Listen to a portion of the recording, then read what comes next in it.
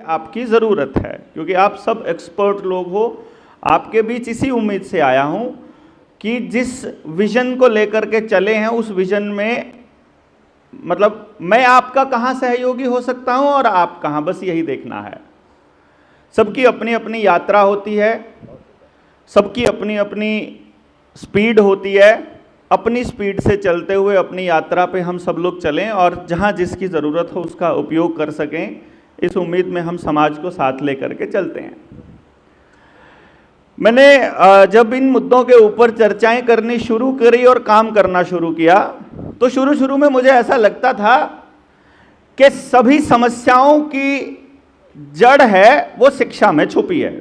आदमी हो जाता है क्रांतिकारी, नया नया इमोशनल होता है तो उसको लगता है कि मेरे पास जो समाधान है उससे सब कुछ हो जाएगा और मैं स्कूल ठीक कर दूं और शिक्षा ठीक कर दूं तो सब ठीक हो जाएगा। बाद में पता चलता है कि यदि आपका किसान जहर बो रहा है खेत के अंदर और आप अंदर आपके जहर जा रहा है और समाज में राजनीति जहर बो रही है और यदि आप न्याय प्रणाली में बैठा आदमी जहरीला हो गया है तो फिर आप मतलब शिक्षा को कैसे ठीक करेंगे। और आज जिस शिक्षा को ठीक करने चले हैं फिर ये जहरीले लोग इसको ठीक करने थोड़ी ना देंगे। ये कोशिश करेंगे कि उनके जैसा ही तंत्र, उनके जैसा ही समाज बना रहे। तो फिर समझ में आया कि सिर्फ एक मुद्दे पर काम करने से बात नहीं बनेगी और इस मुद्दे पर निकले थे हम 2016 में। पहले 2012 में अपनी नौकरी छोड़ी थी ये बात सोच करके कि समाज को दिखाएंगे कि हमारे पास जो तंत्र है अपना तंत्र बनाकर दिखाएंगे, अपना तंत्र खड़ा करके दिखाएंगे। अपना तंत्र बनाया, इंस्टीट्यूशन खड़ा किया, एक चंडीगढ़ में एक ऐसा संस्थान खड़ा किया जहां मीडिया में कर करके सबसे पहले बताया कि आओ दिखाओ, हमको सबसे कम स्कोर करने वाले, सबसे निकम्मे, सबसे बदमाश, सबसे उद्दंड बच्चे दो, हम तुमको दिखाएंगे कि ये हीरे हैं समाज के। उनको तैयार किया। जब सब बच्चे अपने अपने स्कूल कॉलेज, अपने स्कूल के टॉपर्स होने लगे तो सोसाइटी से ऐसे लोगों की बाढ़ आ गई जिनको अपने बच्चे ही ठीक करने थे बस खाली। मेरी फीस 5 लाख रुपए 2 महीना पढ़ाने की, लेकिन 100 लोगों को लेना है मैंने, 500 लोग खड़े हैं लाइन में, वेटिंग है 2 साल की एडवांस। और मैं सोच रहा हूं ये कैसे लोग हैं यार। मैं ये कहने की कोशिश कर रहा था कि ये जो नंबरों वाला शिक्षा प्रणाली है ये नहीं चाहिए हमको। शिक्षा इस तरह की हो जो कि ना उस आदमी को नौकरी करने के लिए नहीं बल्कि जिंदगी जीने के लिए तैयार कर सके। और समझा, फिर सोचा कि बात नहीं बनेगी। उससे पहले 2015 में मैं प्राइम मिनिस्टर नरेंद्र मोदी साहब से भी मिला, क्योंकि मेरा जो बिजनेस पार्टनर है ओवरसीज़ का वो एक महाराजा का बेटा है कुंवर, तो गौतम अडानी का बिजनेस पार्टनर था, उसने उसको बोल दिया तो मेरी अगले दिन अपॉइंटमेंट हो गई। मैं बैठ करके समझा के आया मोदी साहब को कि जी मेरे पास एक ऐसी विद्या है जिसकी मदद से प्रत्येक बच्चे को हम 3 साल की उम्र में रिकॉग्नाइज कर सकते हैं कि इस बच्चे को परमात्मा ने किस तरह का काम करने का दिमाग दिया है। ये बहुत बढ़िया वक्ता होगा या इसे चुप रहने में मजा आएगा, ये आध्यात्मिक बहुत अच्छा होगा या फिर ये खेती करने वाला आदमी ज़्यादा अच्छा रहेगा, ये पशुओं के साथ रहना पसंद करेगा, पेड़ पहाड़ नदियाँ, वकालत, जज, जुडिशरी, यानी किस तरह का काम करने के लिए वो बना है, वो खिलाड़ी है या बैठे रहना पसंद करता है।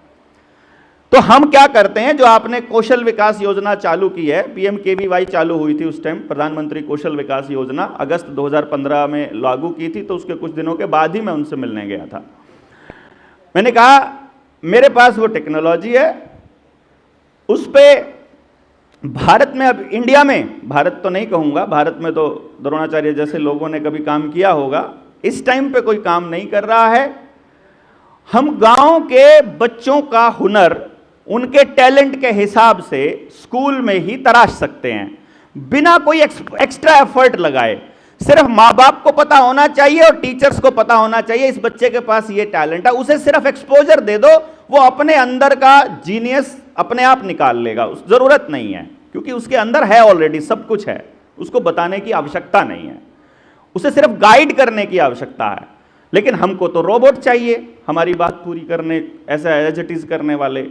उन्होंने हमें कुछ IAS अफसरों की तरफ धकेल दिया, वो हमको एक राउंड टेबल कॉन्फ्रेंस वाले कमरे में ले गए और बाद में हमसे जो सवाल किए वही सवाल फिर स्मृति ईरानी के चेलों ने किए, वही फिर हमारे पार्लियामेंट का सांसद जो हमारा सांसद था करनाल का उसने किए, वही एमएलए ने किए, वही जिला पार्षद ने, वही सरपंच ने, वही स्कूल के मास्टर जी ने, सरकारी स्कूल के प्रिंसिपल, प्राइवेट स्कूल के ऑनर, मैंने कोई नहीं छोड़ा। एनजीओज के लोग जो इन मुद्दों पर काम करें, मैं सबसे जाकर के कि ये पढ़ा है, इसका इस्तेमाल समाज के लिए कैसे करना है आप लोग तय कर लो। 2-3 सवाल हैं, इसमें हमारा कट कितना होगा, तुम्हें इस क्या चाहिए, तुम्हें इससे क्या लाभ है, तुम्हारी क्या कॉस्टिंग आएगी। एक मंत्री ने तो, एक राज्य के शिक्षा मंत्री ने, क्योंकि इस समय के हिसाब से आप बता दोगे किसकी बात कर रहा हूं, मैं नाम नहीं लेना चाहूंगा, एक राज्य के शिक्षा मंत्री ने तो मुझे ये कहा कि बलारा जी 3,90,000 बच्चा है प्राइमरी में, आप प्राइमरी के टीचर थे, अगर एक बच्चे से हम 1,000 रुपया भी 10,000 रुपया भी लेते हैं, यानी 10,000 रुपया महीना भी लेते हैं, तो 390 करोड़ का प्रोजेक्ट बनता है। 50 करोड़ पार्टी फंड में दो, बाकी आप रखो। मैंने कहा मैं सब कुछ फ्री देने के लिए बैठा हूं, आप मुझे कैलकुलेशंस बता रहे हैं, ये होगा नहीं, पैसों से ये नहीं होगा। नंदन नीलकेणी को 1700 रुपया एक आधार कार्ड का मिलता है और 3 रुपया खर्च होता है उसका एक आधार कार्ड पे। कैलकुलेट कर लो, पॉपुलेशन से मल्टीप्लाई करके कितना रुपया पार्टी ने खाया होगा, कितना रुपया नेताओं ने खाया होगा और कितना रुपया नंदन के लिए बना गया। लेकिन नहीं, अलग अलग मुद्दों पे बात करेंगे तो लंबी लिस्ट हो जाएगी। लेकिन आखिर में मुझे एक बात समझ में आई कि जो स्टेक होल्डर है, जो बच्चे का माँ बाप है, जो फीस देता है, जो अपने बच्चों के लिए सपने बुन रहा है, जब तक उससे बात नहीं होगी तब तक बात नहीं बनेगी। तो 2016 में अपना इंस्टीट्यूट बंद करके और पत्नी को बोला, सबके पैसे वापस किए जिनके ले रखे थे पढ़ाने के लिए। पत्नी बोली अब तेरे को नया दौरा पड़ गया, पहले नौकरी छोड़ने का बना, अब इंस्टीट्यूट सेट हो गया, सब कुछ बढ़िया हो गया, अब ये छोड़ के चल पड़ा। तो मैंने बोला ऑप्शन नहीं है पूनम। कारण क्या है, मैं जहाँ पढ़ाता था वहाँ से उस मेरे ऑफिस का टॉयलेट एक दिन बंद था, अंदर से कोई गया हुआ था, तो मेरा बेटा नीचे चला गया मार्केट के टॉयलेट में और आने में उसे देर हो गई। मैंने जब उससे पूछा कि बेटा क्या बात हुई, इतना टाइम क्यों लगा तुमको, तो उसने मुझे बताया पापा जी, तो वो 5वीं क्लास में पढ़ता था, पापा जी नीचे ना एक डॉक्टर भैया थे जो उन्होंने अपने आप को इंजेक्शन लगा लिया और वहीं सो गए। अब उसको नहीं पता था वो कौन सा डॉक्टर था, मैं तो समझ गया कैसा डॉक्टर है।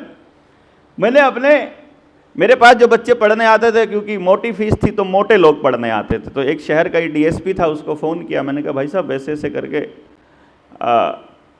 ये आपके यहाँ इस टॉयलेट के अंदर, यहाँ तो पता लग रहा है, ये टॉयलेट वाला बता रहा है कि यहाँ तो हर रोज़ आते हैं इंजेक्शन लगाने वाले रेगुलरली। तो मैंने कहा यार मेरे छोटे छोटे बच्चे हैं यहाँ पर, सब सीखेंगे तो क्या होगा, तो आप इनको भगाओ यहाँ से, आप इनको करो कुछ इनका। मुझे जो जवाब मिला, उन्होंने कहा डॉक्टर साहब आपकी बात बिल्कुल सही है, मैं इनको यहाँ से भगा भी दूंगा। देखो मैं गिरफ्तार नहीं कर सकता, क्योंकि गिरफ्तार करते ही ऊपर से कॉल आ जाती है, इनके पल्ले कुछ होता नहीं है। जो ये वाले हैं जो मतलब इक्के दुक्के जो लेते हैं, खुद इंजेक्शन लेते हैं, इनका हम कुछ बिगाड़ नहीं सकते।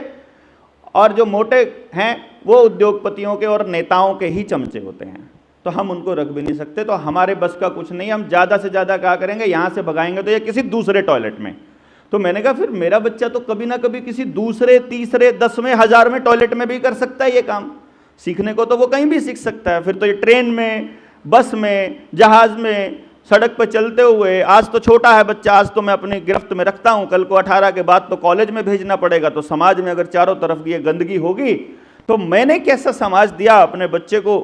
इस लॉजिक पर मैंने अपनी पत्नी को समझाया कि देखो रुपया पैसा बहुत कमा लेंगे, कभी भी कमा लेंगे, ये हुनर अपने पास ऐसा है, लोग बेवकूफ़ बनाने हो कभी बना लो।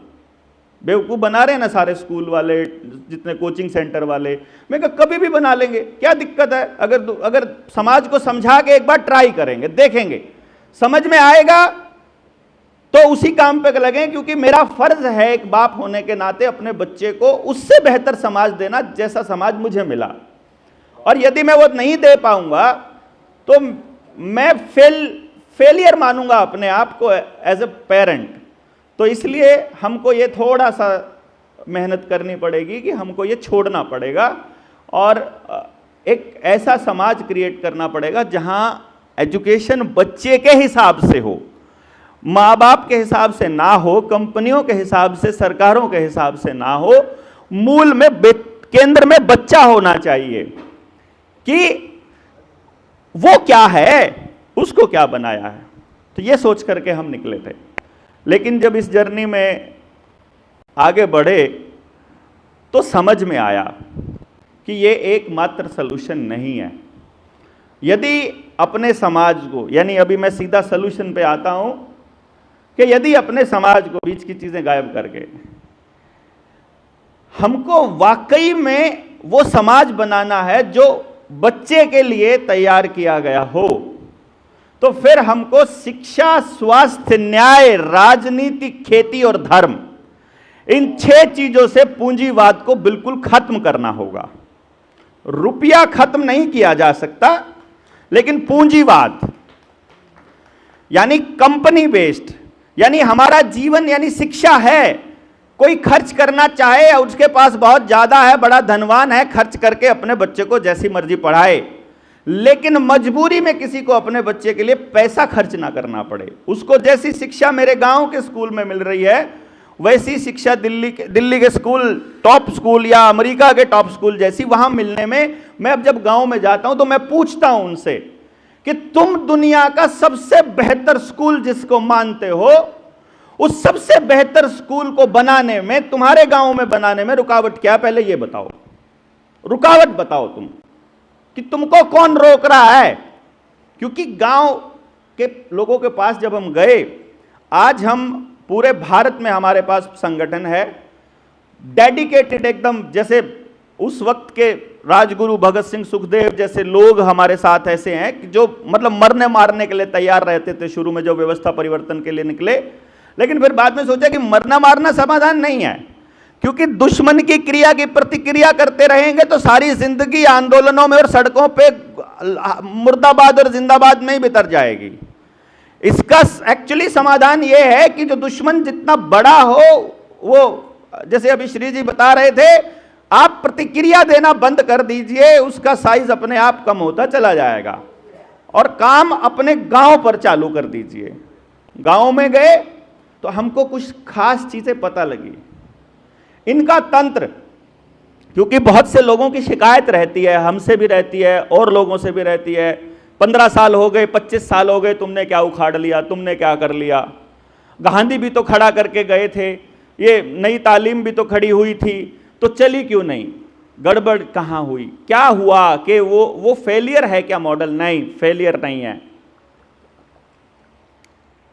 एक्चुअली जो उससे अगली जो पीढ़ी है वो सोचती है कि पुराने वाले के किए हुए पर ही खा लें, और वो कैलकुलेशन देखते हैं तो पता चलता है कि जिनके बाप दादाओं ने मेहनत करके शहरों में कोठियां गाड़ी और किराए के लिए दुकानें बना दी, मार्केट उनके नाम से है, उनकी औलादों को बैठकर खाने की आदत पड़ गई, और जब उन्होंने को बैठकर खाने की आदत पड़ गई तो वो फिर बर्बाद हो गए। अगली पीढ़ी नशे में और अगली पीढ़ी सब कुछ बेच करके निकलती बनी।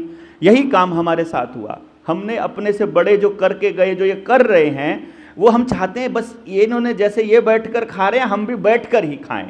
इन्होंने अपने जीवन में कितना तप किया है, उस तक जाने की हमारी समझ ही नहीं बन पा रही है। और जिस गांव के आदमी तक पहुंचने का हमारा ट्रायल है, उस गांव के आदमी को समझाया किसने है? आपने जाकर के गांव में अल्टरनेट स्कूल चालू करना शुरू कर दिया, अल्टरनेट खेती। हम सुभाष पालेकर जी, ये मतलब सुभाष पालेकर जी कब से लगे हुए हैं, लेकिन दिक्कत क्या है? अब ये तो हर गांव में हर घर तक नहीं जा सकते हैं। इन्होंने तो अपना साबित करके जो करना था वो करके दे दिया। मैंने तो जो साबित करना, मुझे कई जगह, मैं शुरू में जब 2016 में गया मैं, तो लोग सोचते कुछ बेचने आया है, मुझे बोलते पहले हमारे वाले बच्चे का करके दिखा। जो तुम कह रहे हो ना, जिस स्कूल में गए सबको अपने बच्चे का चाहिए। मैंने कहा ठीक है, मेरी फीस है वो दे दो, मेरी एक बच्चे की अपॉइंटमेंट की फीस 1.5 लाख रुपया है, वो दे दो। जब तुम तुम्हारे बच्चे का अगर मैं एक लाइन भी गलत बोलूं, आज 14 साल का है, 14 के 14 साल एक्सप्लेन करूंगा और आगे का भी कैसे क्या करना है, अगर एक लाइन भी गलत हो तो सारे पैसे वापस कर दूंगा। अब वो फिर समझते हैं कि यार ये तो गड़बड़ हो गई है, तो इतना पैसा। हाँ, लेकिन गांव के लिए यदि आप करना चाहते हो, सारी टेक्नोलॉजी, सारा टाइम, सारी ट्रेनिंग, सब कुछ मैं अपनी तरफ से दूंगा। ये मैंने उनको बताया तो गांव वाले तैयार होने लगे। जब तैयार होने लगे तो मुझे एक चीज समझ में आई कि सबसे पहले जो निकल के आते हैं गांव में ढिंढोरा पिटवा दिया, सबसे पहले जो निकल के आएगा पता चलेगा वही एक पार्टी की मीटिंग में था, वही दूसरी पार्टी की मीटिंग में भी वही था, तीसरी पार्टी की मीटिंग में भी था, वो मैं मीटिंग लूं उसमें भी आके बैठ जाता है, एजुकेशन पे, वो खेती पे सुभाष पालेकर जी लेते हैं वो भी उसी में बैठा होता है। यानी वो खाली बैठे हुए या फिर जागृत या सामाजिक लोग हैं, वही आएंगे बैठ करके। जिसके लिए हम करना चाह रहे हैं वो आ नहीं रहा है, क्योंकि उसको समझाने में बैठ करके वक्त लगेगा 1-1.5 घंटा, और वो वक्त अपने पास नहीं है समझाने का। तो फिर हमने इस प्रॉब्लम को पकड़ लिया कि यार एक्चुअली ये लोग तो वो हैं जो, जैसे अगर हम कहें, अगर उद्योगपतियों को और पार्टी के लोगों को यदि हम बड़े मगरमच्छ कहें, तो या तो ये छोटे मगरमच्छ हैं या फिर ये बड़ी मछलियां हैं गांव की, जो छोटी मछलियों को आगे आने ही नहीं देती हैं। और चूंकि ये सबसे आगे रहते हैं और ये किसी के पाले हुए हैं या फिर कोई इनको सपोर्ट मिल रहा है, इसकी वजह से ये कोई भी बदलाव होने लगता है तो उसका रेजिस्टेंस इस तरीके से करते हैं कि जो पीछे बैठा आदमी, गांव का बेचारा शरीफ सा आदमी है, वो सोचता है बदलाव होगा ही नहीं और ये संभव ही नहीं है। तो फिर इसकी जड़ में जाने के लिए हमने थोड़ा और गहरा जाने की कोशिश की कि लेट अस सी, ट्राई करते हैं। हम ऐसे लोगों को बुलाएंगे ही नहीं, हम अलग एंगल से हम थोड़ा चले। तो ऐसा हमारे पास एक भी आदमी आ ही नहीं पाया, आया तो टिका नहीं, भाग गया जिसको इस तरह का। तो एकदम वो लोग आने लगे। तो फिर जब देखा कि पूरे भारत में, पूरे हरियाणा में अपने एक टीम तैयार हो गई है, तो फिर एक एक्सपेरिमेंट के तौर पर, क्योंकि हम जब सबसे कमज़ोर बच्चे को ले रहे थे तो हमने सबसे बड़ा टारगेट लिया कि अपने गांव, क्योंकि जो आपका अपना गांव है ना, उसको समझाना सबसे मुश्किल है। एक तो आपके परिवार का जो नेगेटिविटी है वो भी उसमें शामिल रहती है, एक आप बचपन से वहीं खेले बड़े हो, तो आपके जो चाचा ताऊ हैं वो जैसे मुझे बोला था, हाँ कल तो यहीं कच्छी पहन के घूमता था, अब तू हमको ज्ञान देगा, मतलब अब हमको सिखाएगा तू, तो वो एक इशू रहता है। लेकिन फिर भी मैंने ये सोचा, मैंने अपने साथियों से डिस्कशन किया कि मैं यदि किसी और गांव में जाऊंगा तो बहुत ईजी रहेगा वहाँ पर काम करना, क्योंकि वहाँ के लोग ऑलरेडी हमारी बात से सहमत हैं और वो हमको एक क्रांतिकारी के तौर पर देखते हैं। लेकिन मेरा गांव, जब हम गांव में गए, बोला ओ भाई तुम्हारे लिए होगा वो डॉक्टर देवेंद्र बल्हारा, हमारे लिए तो बुल्ले का पोता है। कबूल सिंह मेरे दादाजी का नाम है, तो उनको प्यार से बुल्ला बोलते थे, तो कहते बुल्ले का पोता है वो तो उसका, हाँ भाई बात भी सही है। लेकिन फिर मैंने गांव के लोगों से बात किया और कहा कि अब हम इस मिशन पे आए हैं गांव में। मेरा गांव इस तरह का काम करने के लिए सबसे विपरीत परिस्थिति वाला गांव था। कारण क्या है कि मेरे गांव में सब कुछ सीमेंटेड है, शुगर मिल लगा करके मेरे गांव की पूरी सोच को बर्बाद कर दिया गया है, और मेरे आदर्श गांव बनाने के नाम पर जो फंडिंग का जो मतलब फ्लो आया है सरपंचों के पास, उसने पूरी कल्चर को एकदम बर्बाद कर दिया है। और मेरे गांव का आदमी अपनी आधा एकड़ एक ज़मीन बेच करके 100 से ज़्यादा बच्चों को अमेरिका भेज चुका है, जिसका यहाँ अपने गांव में कुछ भी करने का कोई इंटरेस्ट नहीं है। क्योंकि मेरे गांव में आज भी अब ज़बरदस्ती करके पिछले 2-3 साल से बस चालू हुई है। मैं बचपन से देखा, मेरे गांव में बस ही नहीं आती थी, मतलब ऐसा गांव था बिल्कुल एकदम, कहने को पिछड़ा हुआ, लेकिन अच्छा देखो तो बिल्कुल शहर जैसा लगता है मेरा गांव, गांव जैसा लगता ही नहीं था। तो मैंने कहा अगर मेरे गांव में हम काम करते हैं तो जितने प्रतिशत परिणाम मेरे गांव से आएगा, समझ लेना पूरे देश में उससे अच्छा ही परिणाम आएगा। तो इसलिए ट्रायल के तौर पे हम वहां बात करके देखते हैं गांव से। और फिर अपनी टीम को हमने गांव के अंदर दौड़ाया और सारी टीम ने मिल करके हमने एक विजन डॉक्यूमेंट से टाइप के बातें लिखी अपने आप ही। हमने कोई लिटरेचर वगैरह अभी नहीं लिखा है कि इसके ऊपर हम किसी को डिस्ट्रीब्यूट कर सकें, सिर्फ हमने जबानी हमने कहा देखो गांव का व्यक्ति क्या चाहता है, हमको ये निकाल के लेकर के आना है। और लास्ट में हमको ये पूछना है, हमको दोनों चॉइस रखने हैं। एक चॉइस तुम्हारे सामने है, तुम फीस देते रहो प्राइवेट स्कूल को, और दूसरा तुम्हारे को फीस के लिए उतना ही देना पड़े जितना खर्चा हो रहा है। पहला, तुम्हारा बच्चा स्कूल में पढ़ने के लिए 1.5 घंटा सुबह बस में ट्रैवल करे, 1.5 घंटा शाम को 3 घंटे का ट्रैवल हो जाए। या दूसरा ऑप्शन है कि वो 3 घंटा सिर्फ ट्रैवलिंग वाला गांव में ही उसके एक्चुअल हुनर को डेवलप करने में लगाएं। पहली चॉइस, जिस स्कूल में पढ़ रहा है उसी के अंदर पढ़ते पढ़ते, वो नौकरी की तलाश करते करते, वो याद करते करते और बस फिर लास्ट में अपने ऊपर नाकामयाब होने का ठप्पा लगाता रहे। या एक ऐसा एजुकेशन सिस्टम जो हर बच्चे को हर हाथ को काम देने की गारंटी देता हो, एक ऐसा सिस्टम जिसमें बच्चे को नौकरी करने के लिए अपना गांव छोड़कर कहीं बाहर जाना पड़े और बिल्कुल गलत माहौल में रहना पड़े, या आपके गांव के अंदर ही ज्यादा से ज्यादा उसको उपयोग करना पड़े, साइकिल, उससे ज्यादा नहीं। एक ऐसी चीज जहां पूरा गांव, एक ऐसा तंत्र आपको चाहिए जहां पूरा गांव कमा कमा के कंपनियों को पूजता रहे, या एक ऐसा तंत्र जहां हम कमा के आपस में एक दूसरे को पूजें। यदि मैं झाड़ू मैं बना रहा हूं, मतलब लकड़ी का सामान मेरे गांव में बन रहा है, कॉपी मेरे गांव में बन रही है, किताब मेरे गांव के बच्चे लिख रहे हैं, खेती का उपकरण मेरे गांव में बन रहा है, खेती में डलने वाला सिस्टम मेरे गांव में डल रहा है, सब कुछ यदि मेरे गांव में बन रहा है, तो जब वो बना सकते हैं तो हम क्यों नहीं बना सकते? और वो लोग जो वहां टेक्नोलॉजी इस्तेमाल कर सकते हैं, अगर मान लो हमको जरूरत ही पड़ती है तो हम अपने गांव में क्यों नहीं ला सकते? तो हमको ये देखोगे कि एक साबुन जो तुम खरीद रहे हो, ये 50 रुपए का साबुन, इसको बनाने में 1 रुपया टोटल खर्च नहीं होता है और बिना केमिकल का हम लोग बना सकते हैं। तो बताओ तुमको क्या चाहिए? तो वो जो गांव में जाकर के जब हमारे साथियों ने प्रत्येक घर में जाकर जब दस्तक दी, हर घर में, मैं आपको बता रहा हूं, हमने दस्तक दी, हमने पूछा उनसे कि तुमको क्या चाहिए बताओ, पहले तुमको यही जिंदगी चाहिए या तुमको बदलनी है? तो पहला जो झटका था मैं आपको बताऊं, मेरे गांव में एक भी आदमी ऐसा नहीं था जो मतलब कुछ लोगों को छोड़ करके, तो उनको मैं ना ही गिन रहा हूं, जिसने ये कहा हो कि जो तुम कह रहे हो वो संभव है। उन्होंने कहा ठीक है, बात तो ठीक है, पर ये नहीं होगा, हो नहीं सकता, पॉसिबल ही नहीं है।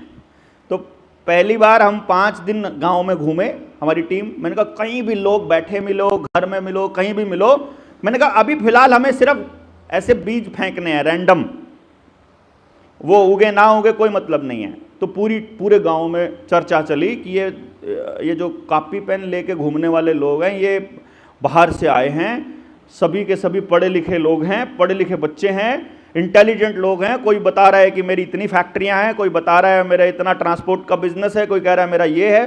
तो वो पूछ रहे हैं, ये तुम्हें ये देवेंद्र दिहाड़ी कितनी देता है?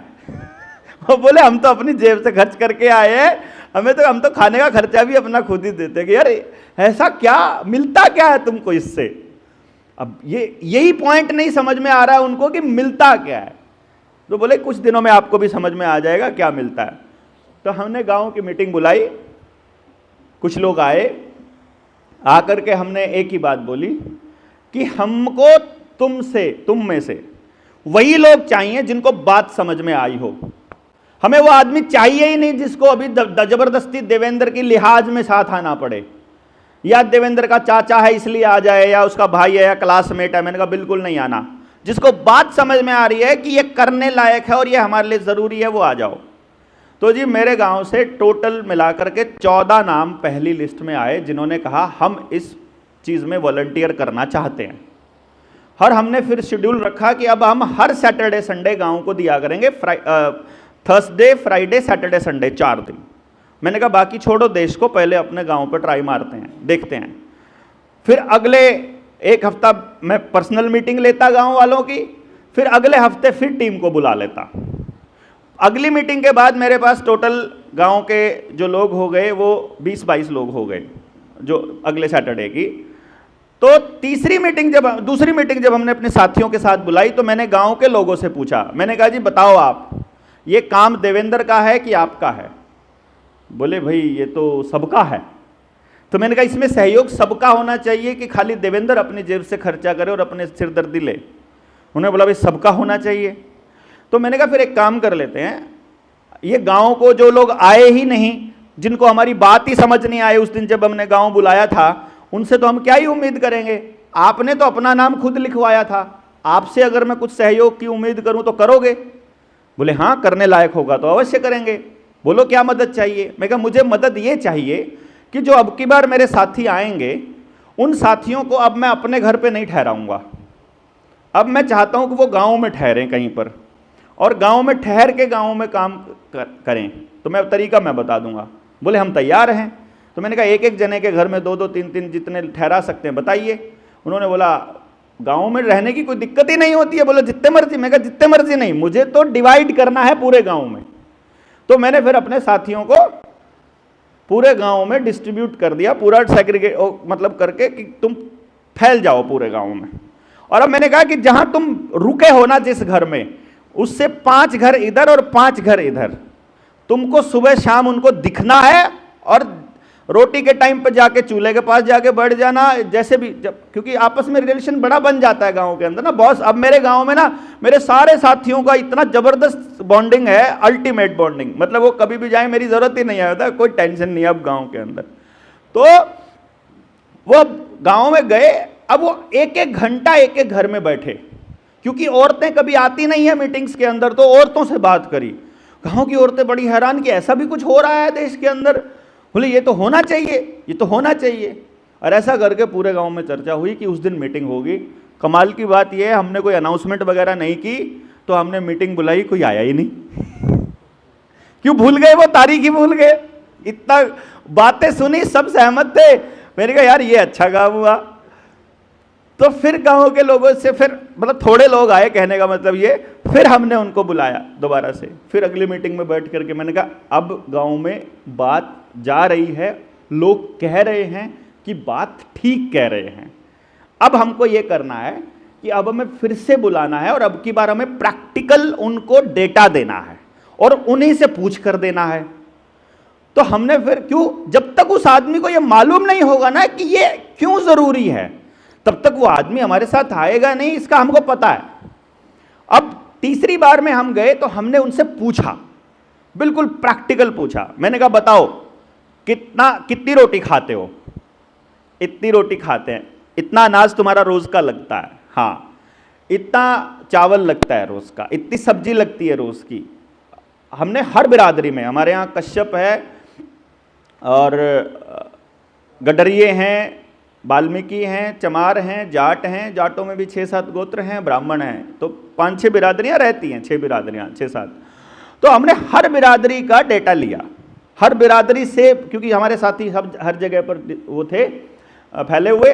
तो वहां से हमने उनका ट्रैक्टर कितने लोगों के पास है, कार कितने लोगों के पास है, बच्चों को कैसे छोड़कर आते हैं, कितना पैसा आप खर्च करते हो टेस्ट वगैरह पे, कितना पैसा खर्च करते हो पढ़ाई पे, स्कूल पे, ट्यूशन्स पे, कोचिंग्स पे, कपड़ों पे, जूतों पे, मतलब कॉपी पेन पे, पेट्रोल डीजल पे, ट्रैक्टर पे, मजदूरों पे, एवरीथिंग। मतलब सुबह से लेकर रात तक आप क्या क्या करते हो हमें बताओ आप, और कहाँ खर्च करते हो। अब हम तुमको सिर्फ एक ही चीज बता रहे हैं कि ये पैसा तुमने जो दिया ये तुम्हारे गांव में कभी वापस नहीं आएगा। आपका गांव कितना ही बड़ा हो, खजाना कितना ही भरा हो, ये खजाना जब तक खाली होता रहेगा तो एक दिन शून्य हो ही जाएगा। कुएं से भी पानी निकालना इसलिए अच्छा बोला जाएगा कि नीचे से हमारे को सप्लाई मिल रही है, तो पानी निकालते रहो, मिलता रहेगा, कोई दिक्कत नहीं है, लेवल वही रहेगा। गांव में भी अगर मेरे से पैसा निकल के कंपनी को जाएगा तो पूरा गांव खोखला होगा। यदि मेरे से निकल के आपके पास सबके पास जाएगा तो गांव मजबूत होगा। वो कैलकुलेशंस जब हमने गांव में दी तो 4 बड़ी कैलकुलेशंस मैं आपके सामने रख रहा हूं, और मेरे गांव के लोगों को एकदम ऐसा लगा। उस दिन टाइम हो गया तो कोई नहीं, राउंड अप करते हैं। सत्य भाई उस दिन गांव में गए हुए थे जब हमने ये कैलकुलेशंस गांव में रखी थी, और उसके बाद गांव के हर आदमी को ये लग रहा है कि अब हमको इस मिशन के अंदर तो बहुत क्रांतिकारी रूप से आगे आना पड़ेगा। 20 करोड़ रुपया, मैं जब आप बता रहे थे तो मैं कह रहा था कि पालेकर साहब ने ये कैलकुलेशन काफ़ी पहले की होंगी, अब वो 1.5 गुना से ज़्यादा खर्चा बढ़ चुका है जब आप कर रहे थे। 20 करोड़ रुपया खाली पढ़ाई के नाम पर मेरे गांव से बाहर जा रहा है साल का, और 9.5 करोड़ रुपया साल का सिर्फ टेस्ट और एलोपैथी की दवाइयों पे जा रहा है। 44 करोड़ रुपया इंश्योरेंस के नाम पर जा रहा है, इंश्योरेंस का प्रीमियम साल का। तो मैंने खाली एक एग्जाम्पल दिया, बहुत छोटे छोटे नहीं, गांव वालों से जो मैंने कहा, वो बोले अब तुम बोलो क्या करना है। अब हम पूरा गांव, मैं कहा पूरा गांव नहीं, मुझे हर मोहल्ले हर गली से पार्टिसिपेशन चाहिए। जब तक वो नहीं आएगा तब तक मैं फिर आता जाऊंगा, फिर करता जाऊंगा, और फिर जब यहां ऑटोमेटेड मोड पे हो जाएगा तो फिर हम अगले गाँव पे प्रैक्टिकल करेंगे। और अब हमारे पास हमने सिर्फ एक छोटा सा वो दिया, हमने कहा भाई एक काम करो, 44 करोड़ रुपया देते हो, एक्सीडेंटल डेथ पे मिलता है सिर्फ। पूरे गांव में साल में कितनी एक्सीडेंटल डेथ हुई है? उस साल हमारे गांव में कोई एक्सीडेंटल डेथ नहीं हुई, इससे पिछले साल भी नहीं हुई, पिछले 5 साल में एक्सीडेंटल डेथ ही नहीं हुई। तो मतलब 220 करोड़ रुपया तुमने इंश्योरेंस कंपनी को खाली प्रीमियम के रूप में दे दिया, और zero death, zero claim, zero फायदा। 220 करोड़। मैंने कहा अब एक काम करो, घर में एक गुल्लक ले लो, उस पर भूतनी छाप दो, डेंजर का निशान लगा दो और नीचे लिख दो डेथ। ये डेथ का पैसा है, और इसमें 1000 रुपया महीना डालते रहो खाली। हर परिवार 1000 रुपया डाल सकता है कि नहीं डाल सकता? आप बताइए, प्रैक्टिकल है कि इम्प्रैक्टिकल है? गांव में अपने घर में 1000 रुपया गुल्लक में मौत के नाम का डाल सकता है बंदा? है जी, डाल सकता है ना? अब हमने डाल दिया, गांव एक भी आदमी नहीं था, क्योंकि अब मैं हर मोहल्ले में मीटिंग कर रहा हूं। जहां जहां हमारे साथियों ने रुकवाया था वहां अब हर मोहल्ले में लेडीज को बुला के, बच्चों को बुला के, सबके दिमाग में ये बीज बो रहे हैं। अब हमने कहा आप बताइए, 1000 रुपया खाते में गुल्लक में डालना है, और गांव में जब भी कमाने वाला आदमी मरे, वो चाहे हार्ट अटैक से मरे, बीमारी से, हम एक्सीडेंटल डेथ नहीं कर रहे हैं, हम जैसे मर्जी कोई भी किसी की भी मौत हो, हमको सिर्फ उसकी 13वीं के दिन सारे गांव को उस गुल्लक में से 1000 रुपया डालना है। पॉसिबल है? तो 18 लाख रुपए का बीमा प्रत्येक व्यक्ति का हो गया कि नहीं हो गया? 1 रुपए का इंस्टॉलमेंट किसी को देना नहीं है, और किसी की डेथ पे अगर हमें इतनी सी हेल्प, कोई बड़ी हेल्प थोड़ी ना है ये, क्यों जी? इस हेल्प को आप 18 लाख से 36 लाख कर लो, इसको 54 लाख, जितना मर्जी कर लो, जितना पड़ा हुआ है, क्योंकि होती नहीं है हर महीने डेथ। अब जब इस प्रोसेस पे जब हम आगे बढ़े तो हमको ये समझ में आ गया, एक्चुअली गांव का प्रत्येक व्यक्ति सही तरीके से बिना रुपए पैसे के ऊपर निर्भर हुए जीवन जीना चाहता है। उसको वो व्यवस्था चाहिए जो आप लोग कह रहे हैं यहां पर खड़े होकर के, एक्चुअली चाहिए उसे। लेकिन उस तक जाने के लिए उन लोगों ने, जिन तंत्रों की हम व्यवस्था, जिनकी बात हम कर रहे हैं, उन लोगों ने इतना तगड़ा जाल बिछा रखा है। मोबाइल में उनकी ऐड आती है, बैनर उनका लगा हुआ है, खिलाड़ी उनका सामान बेच रहे हैं, नेता उनका सामान बेच रहे हैं, अभिनेता उनका सामान बेच रहे हैं, टीवी पे वही आ रहा है, रेडियो पे वही आ रहा है, चारों तरफ जिधर देखो एडवर्टीजमेंट्स में वो आ रहे हैं। हम अपनी एडवर्टीजमेंट कितनी कर रहे हैं? कुछ भी नहीं। हमारा प्रचार करने वाला, आपका प्रचार मेरे से ही नहीं होता, बताओ? मेरा प्रचार आपसे आपस में ही नहीं होता, हमसे एक दूसरे का प्रचार काम का। हम लोग उन लोगों तक विजन और बात ले जाने में सक्षम नहीं रहे हैं। हमारा केवल वहां तक पहुंचना ही बहुत है। हम घर बैठे क्रांति करना चाहते हैं, ये प्रॉब्लम है, और समाधान सिर्फ एक ही है कि निकलना पड़ेगा। जिस जिसको समझ में आया हुआ है, यदि वो निकल लें तो साथ भी, मुझे लगता नहीं आप में से कोई भी साथ ना देने, कोई भी कहेगा कि मुझे आपका साथ नहीं देना है अगर गांव में जरूरत पड़ेगी तो बताइए। और मैं पागल होऊंगा अगर आप मुझे कहेंगे अगर मैं ना हूं आपके गांव में या कहीं पर भी, बशर्ते कि हम उस आखिरी आदमी तक पहुंचने की जहमत उठाएं। और प्रैक्टिकली बैठ करके मैंने गांव के लोगों से चर्चा की है, जो चर्चा यहां हो रही है, मेरे गांव का एक एक आदमी इस तरह की चर्चा में शामिल है, और वो बैंकिंग और उद्योग और मतलब पूंजीपति और ये कॉरपोरेट्स के बिना जिंदगी जीना चाहता है। और उसकी व्यवस्था हम गांव में बनाने जा रहे हैं कि शिक्षा, स्वास्थ्य, न्याय, राजनीति, खेती और धर्म से पूंजीवाद बिल्कुल खत्म करके एक पूरा ऐसा साइकिल, इको फ्रेंडली ऐसा साइकिल बन जाएगा जिसमें कोई पैसा बाहर जाए ही ना, और जाए तो उससे ज्यादा हमारे गांव में वापस आए। ये प्रैक्टिकल हम लोग कर रहे हैं। इस पे आप लोगों के सहयोग की भी उम्मीद रहेगी कि आप सब लोगों से जब भी मतलब आपको देखना होगा आने वाले समय में, तो आपको निमंत्रण भी आ जाएगा, आप सब लोग भी आइएगा ज़रूर हमारे गांव में, और इस पूरी की पूरी परिकल्पना में आप सबका सहयोग मिलेगा। और आपने मौका दिया अपनी मेरी बात रखने का, अपने संगठन की तरफ से जनता सरकार मोर्चा के साथी यहाँ बैठे हुए हैं, वीर सिंह है, रामदास भाई हैं, करण है और रविंदर है, अपना सचिन है, विकास है, तो सब साथियों और आप सब का बहुत बहुत धन्यवाद। जय हिंद, जय भारत। मैं भी हूँ। हाँ, सत्यप्रकाश भारत जी।